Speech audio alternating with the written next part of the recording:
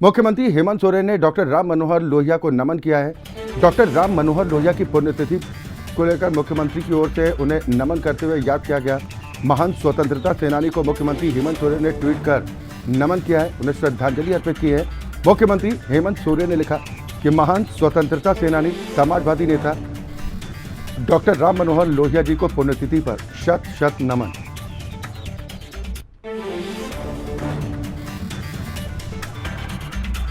ये बड़ी खबर इस वक्त आपको बता रहे हैं। महान स्वतंत्रता सेनानी डॉक्टर लोहिया की पुण्यतिथि के मौके पर झारखंड के मुख्यमंत्री हेमंत सोरेन ने उन्हें नमन करते हुए श्रद्धांजलि अर्पित की है।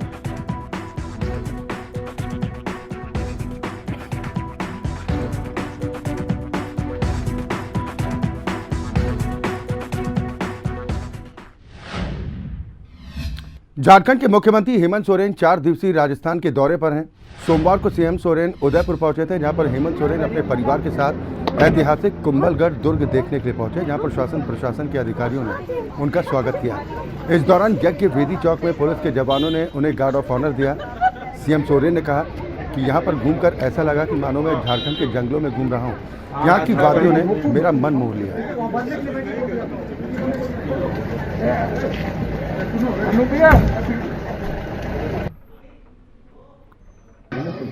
अभी तो हम लोग हैं यहाँ और देखते हैं कहाँ कहाँ तक जा पाते हैं, क्योंकि इतना बड़ा विरासत है कि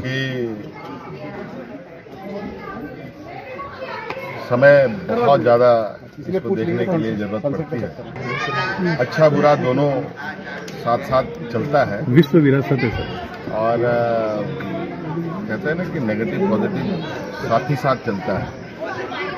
तो अच्छे भी हैं तो कहीं कुछ काम चल रहा है, तो विषय हमारा अभी नहीं है। हमारा विषय थोड़ा सा इतिहास को थोड़ा समझना है। बाकी ओवरऑल जो हमको लगा कि मैं झारखंड के वादियों में घूम रहा हूँ, जंगलों के इर्द गिर्द ही सारी चीज़ें मुझे दिख रहा है और काफ़ी उस समय की साइंटिफिक डिज़ाइन। उधर कश्मीर में शहीद जवानों को मुख्यमंत्री हेमंत सोरेन ने नमन किया है। दरअसल कल जम्मू कश्मीर में आतंकी मुठभेड़ में 5 जवान शहीद हुए थे। मुख्यमंत्री हेमंत सोरेन ने ट्वीट कर शहीद जवानों को नमन किया है। हेमंत सोरेन ने लिखा कि कश्मीर में आतंकियों के साथ मुठभेड़ में शहादत देने वाले सेना के 20 जाबाज जवानों को शत शत नमन। परमात्मा वीर शहीद जवानों की आत्मा को शांति प्रदान कर शोकाकुल परिवारों को दुख की घड़ी सहन करने की शक्ति प्रदान करे। मुख्यमंत्री हेमंत सोरेन ने ट्वीट के जरिए अपना दुख जाहिर करने की कोशिश की है। दरअसल जम्मू कश्मीर में आतंकियों के साथ मुठभेड़ में सेना के 5 जवान शहीद हुए हैं।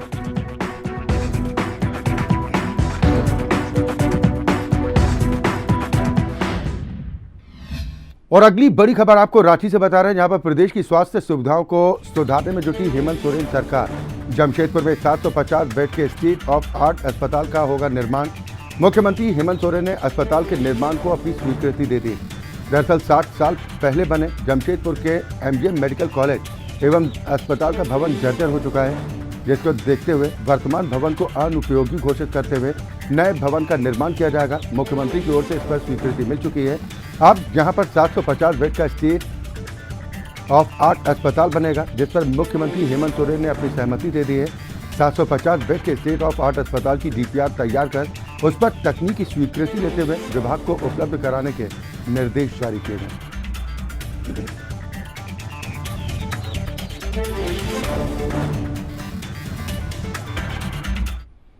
झारखंड सरकार ने हिमाचल प्रदेश के किन्नौर जिले के लंबर नाम के स्थान पर झारखंड के मजदूरों के साथ बीते दिनों हुई मारपीट की घटना पर संज्ञान लिया। मुख्यमंत्री हेमंत सोरेन के निर्देश पर श्रम विभाग के राज्य प्रवासी नियंत्रण कक्ष के पदाधिकारियों ने किन्नौर के लंबर में स्थित नोरबेंड कंपनी के मालिक धर्मेंद्र राठी से बातचीत की है। नोरबेंड वही कंपनी है जिसमें झारखंड के मजदूर काम करने के लिए पहुंचे थे। झारखंड के मजदूरों के साथ मारपीट की घटना को दुर्भाग्यपूर्ण बताते हुए राज्य प्रवासी नियंत्रण कक्ष ने मजदूरों को राहत पहुंचाने के लिए कंपनी से कहा है। आपको बताते हैं कि झारखंड के खूंटी समेत अन्य जिलों के 150 मजदूर हिमाचल प्रदेश में काम करने के लिए गए थे। बीते दिनों किसी बात पर विवाद होने पर वहां के स्थानीय मजदूरों ने झारखंड के मजदूरों की पिटाई कर दी थी। इसमें झारखंड के 2-3 मजदूरों की हालत गंभीर बताई जा रही है, जिनका इलाज हिमाचल प्रदेश के अस्पताल में चल रहा है।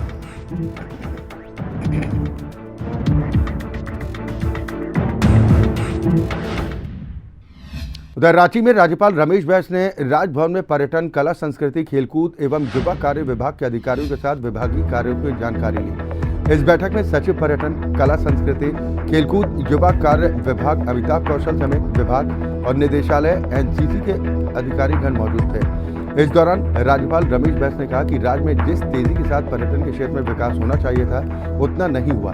उन्होंने कहा कि राज्य में पर्यटन की अपार संभावनाएं हैं। यह राज्य के विकास और राजस्व में अहम भूमिका का निर्वाह कर सकता है। प्रकृति ने प्रदेश को असीम खूबसूरती प्रदान की है, हमें उस पर गौर कर विकसित करने की आवश्यकता है।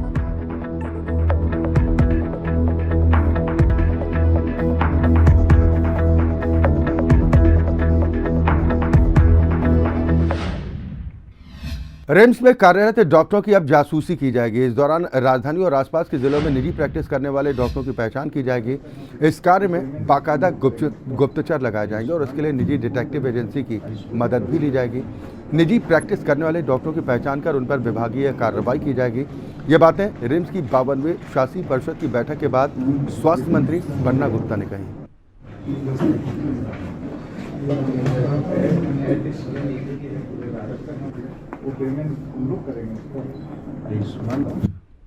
हमारे रिम्स के निर्देशक उनको 1 लाख तक का सहायता कर सकते हैं और 1 लाख से 5 लाख तक मंत्री में वो शक्ति निहित होगी जो गरीबों के इलाज करने के लिए वो दे सकते हैं। और मैं ये समझता हूँ कि ये इस राज्य के गरीबों के लिए ये एक बहुत बड़ी सहायता होगी। उधर जामताड़ा में कलश स्थापना के साथ मां दुर्गा की आराधना शुरू हो चुकी है। मां दुर्गा के कलश को विभिन्न पूजा पंडालों में स्थापित किया गया है और आज से पंडालों में विधिवत पूजा शुरू हो गई। सुबह श्रद्धालुओं ने तालाब से मां का घट भरकर विभिन्न पूजा पंडालों में स्थापित किया। ये तस्वीरें जामताड़ा बाजार दुर्गा मंदिर की हैं। दुर्गा मंदिर के दुर्गा पूजा के उत्साह में श्रद्धालु नाचते गाते झूमते दिखाई दिए। ये तस्वीरें आप अपनी टेलीविजन स्क्रीन पर देख पा रहे हैं।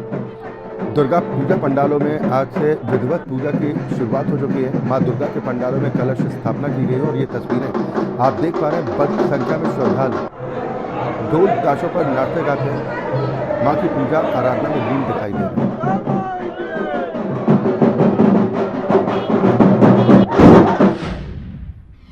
कोयलांचल के दुर्गा पूजा पंडाल और प्रतिमा का पट खुलते ही आज सुबह सभी पूजा पंडालों से भव्य शोभा यात्रा निकाली गई। वैदिक मंत्रोच्चार के साथ डाक ढोल बजाते हुए भक्तगण माता रानी को पालकी से मंदिर प्रांगण तक लेकर पहुंचे। इस शोभा यात्रा में काफी संख्या में पारंपरिक वेशभूषा में श्रद्धालु दिखाई दिए। वैदिक मंत्रोच्चार के साथ सिद्ध तालाबों से कलश में जल भरकर मंदिर प्रांगण में पहुंचकर कलश की स्थापना के साथ सप्तमी का पूजन विधि विधान के साथ पुरोहित ने किया। 4 दिन के इस आयोजन का आज पहला दिन।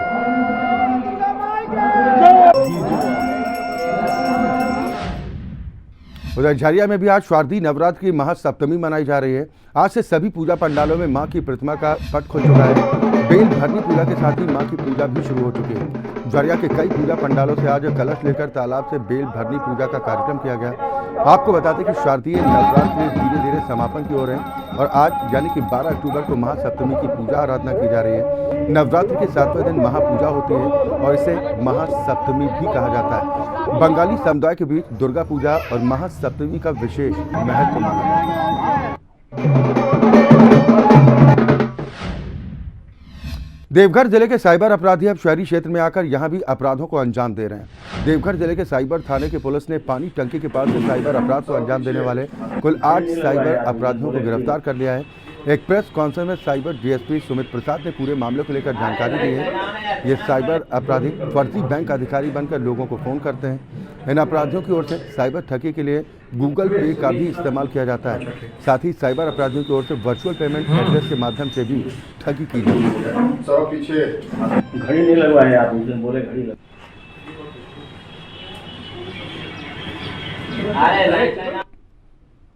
मंदिर मोड़ के पास कुछ लोग जो है साइबर अपराध के अंजाम करने को तैयार मैंने अपने आप को ये है वहाँ पे आए हुए हैं, जुटे हुए हैं जो साइबर अपराधी हैं।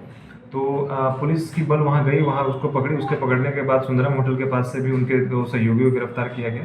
फिर साथ ही साथ पथरौल एरिया और देवीपुर एरिया में छापामारी करके साइबर अपराधियों को गिरफ्तार किया गया है, जिसमें इनके पास से 9 mobile phone, 15 SIM, 3 ATM card और 5,000 रुपये नकद के साथ एक बजाज पल्सर जिस पे वो अपराधी आए हुए थे